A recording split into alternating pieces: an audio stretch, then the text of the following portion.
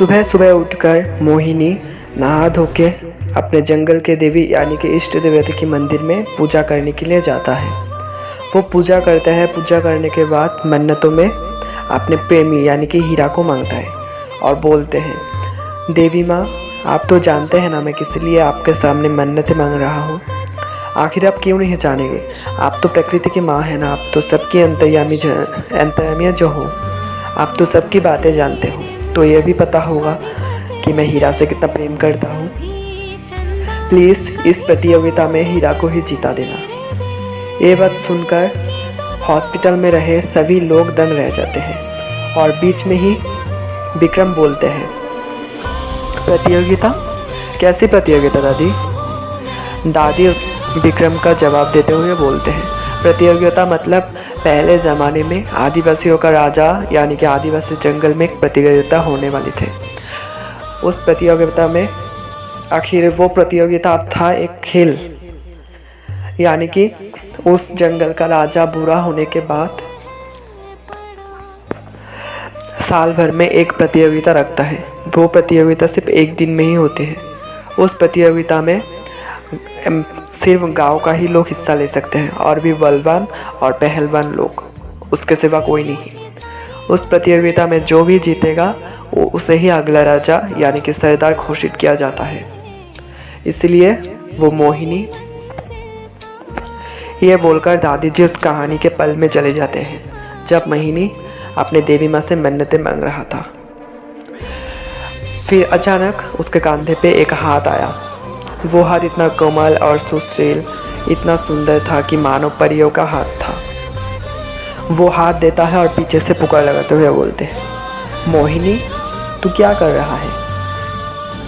मोहिनी अचानक चौंक जाते हैं और जब पीछे मुड़ के देखते हैं तब उसके आंखों में विश्वास ही नहीं हो रहा था। वो खुशी से फूल ही नहीं समा रहा था।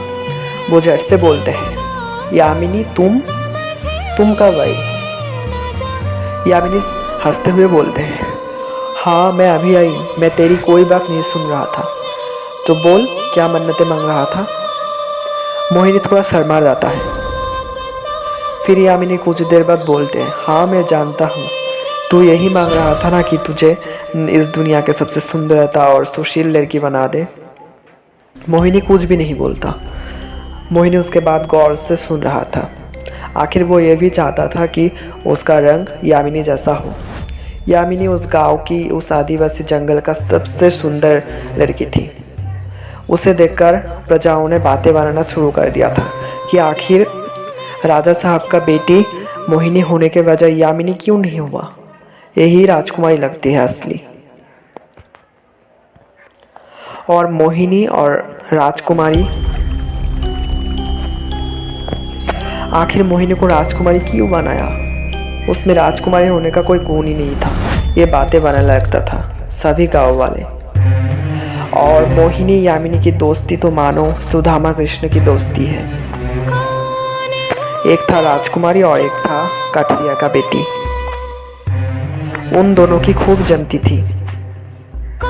उन दोनों की दोस्ती का नाम इस पूरे आदिवासी जंगल में मशहूर था। ऐसे ही देखते देखते कई दिन बीत जाते हैं और राजा साहब की पोती यानी कि मोहिनी अपने घर में ही अपने पापा से शिक्षा लेते हैं। एक दिन की बात है जब मोहिनी शिक्षा ले ही रहा था कि तभी उसके उस पाठ में एक आश्चर्यजनक पाठ मिला। तभी राजेश बिचकते हुए बोलते हैं, हाँ दादी बोलिए ना, वो उस पाठ में क्या लिखा था?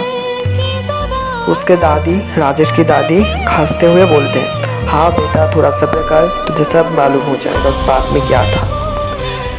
दादी बात को जारी रहते हुए बोलते हैं, उस पद में लिखा था कि इंसान कैसे अजर और अमर और सुंदर बने रहते हैं, वो कभी बुरे नहीं हो सकता। ये पाठ में लिखा था। वो पद पढ़ते पढ़ते वो कहीं खो सी गई थी। फिर उसके पापा सामने ही बैठी थी यानी कि राजा साहब। राजा साहब मोहिनी को धक्का लगाते हुए बोलते हैं, अरे मोहिनी बेटा तू कहाँ खो गई है? तू पाठ पढ़ना, पाठ पे ध्यान दे। मोहिनी बिचकते हुए बोलते हैं, पापा मैं तो पाठ पे ही ध्यान दे रहा था, पर इसमें क्या लिखा है? राजा साहब बोलते हैं, हाँ क्या लिखा है इसमें, ज़रा मुझे भी तो सुना। मोहिनी बोलते हैं, प्राण को अजर अमर रखना मतलब क्या होता है। ये बात सुनकर राजा बहुत घबरा जाता है और मोहिनी को नाराज़गी के साथ बोलते हैं, तू पाठ पढ़ रहा है, पाठ पे ध्यान दे, इस पर ध्यान देने का कोई ज़रूरत नहीं। ये बोलकर वो बाहर चला जाता है और मोहिनी कुछ सोचते हुए फिर से पाठ पे लग जाता है। ऐसे ही कुछ दिन बीत जाते हैं और फिर वो ही दिन आ ही जाता है। वो दिन, वो घड़ी, वो पल था मोहिनी का इंतज़ार का इम्तिहान। उस दिन का वो बेसब्री से इंतज़ार कर रहा था। वो दिन था ही ऐसा कि प्रतियोगिता। उसी दिन प्रतियोगिता में हीरा और उस गांव के सभी पहलवान लोग हिस्सा लेने वाले थे। लड़ाई मुकाबले के बराबर चल रहा था। एक पहलवान नाम आया, उसका नाम था जग्गू। वो उस गांव के सारे पहलवानों को हरा दिया। अब बारी था हीरे के। हीरा उसके साथ लड़ते लड़ते उस पहलवान को, जग्गू को हरा दिया और सभी जय जयकार करने लगे और खुशी से फूल नहीं समा रहा था मोहिनी, और इधर से यामिनी भी हंस रहा था। इस तरफ दोनों मोड़ था। यामिनी भी हीरा से प्रेम करता था और मोहिनी तो बहुत करता था।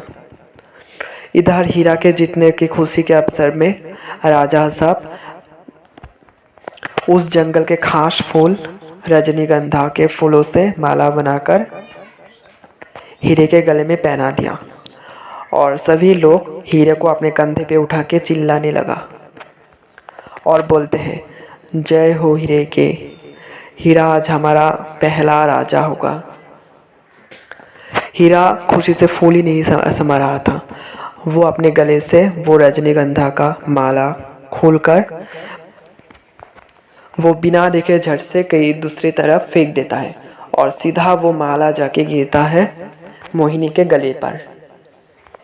यह हर्षने देखकर राजा साहब बिल्कुल समझ जाता है कि मोहिनी हीरा से बहुत प्रेम करता है। एक दिन का बात है।